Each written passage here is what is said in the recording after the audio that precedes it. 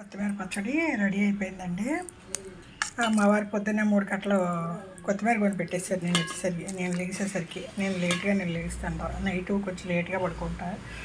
సరే ఏం చేద్దాం అనేసి ఒక కట్ట కొంచెం ఒలిసి ఒక బాటిల్లో కొంచెం నీళ్ళు పోసి ఏర్లు మనకి ఎలాగ పెట్టి పైన కవరేసి ఫ్రిడ్జ్లో పెట్టండి. మిగతా అది బాగా క్లీన్ చేసి జాడించి చిన్న చిన్న ముక్కలు కోసి పెట్టుకున్న. పొయ్యి మీద నూనె వేసి పచ్చిమిరపకాయలు ఒక 10-15 పచ్చిమిరపకాయలు వేసాను.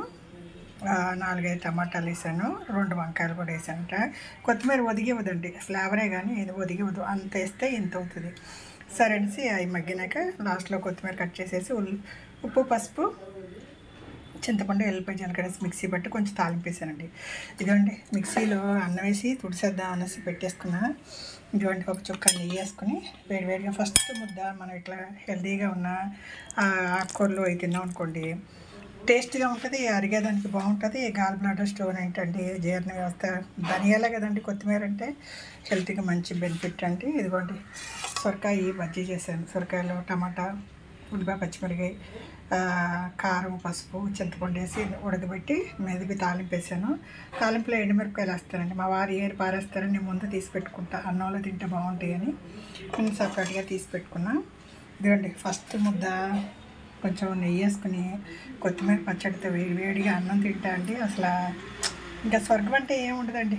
స్వర్గం అంటే ఏంటండి, కడుపుగా నచ్చినాక మనకి నచ్చిన భోజనం తినడం, కంటి నిండా నిద్రపోవడం, మనసుకి నచ్చింది కొనుక్కోగలగడం, అందరూ హెల్తీగా ఉండడం, ఇదే కదండి. దీంట్లో హ్యాపీనెస్ ఉంది, హెల్తీ ఉంది, తృప్తి ఉందండి. మంచి భోజనం తిన్న తృప్తి ఉండి హెల్తీగా భోజనం తింటున్నాం. ఎందుకంటే మిక్సీలో అన్నం తుడిసేసి కొంచెం నెయ్యి చుక్కేసుకుని వేడివేడిగా ఫస్ట్ అన్నం తింటండి. ఈరోజు బ్రేక్ఫాస్ట్ చేయలేదు, ఏంటో లేట్గా లేసా. కొత్తిమీర ఆరటానికి నాకు గంట పట్టిందండి. ఇంకా బీరకాయ కూర పొయ్యి మీద ఉంది, దాంట్లో కొంచెం పాలు వేసేసి దించేస్తానండి. అన్నం వండేసాను. అప్పుడే 2 అయిపోయిందండి. బ్రేక్ఫాస్ట్ చేయలేదా, బీపీ మాత్రం వేసుకోవాలి. సరే ఫస్ట్ కొంచెం అన్నం తినేసి బీపీ మాత్రం వేసుకుని తర్వాత చిన్న చిన్న పనులు ఉన్నాయండి. ఇది వెస్ట్ గోదావరి అమ్మమ్మ వంటల వీడియో.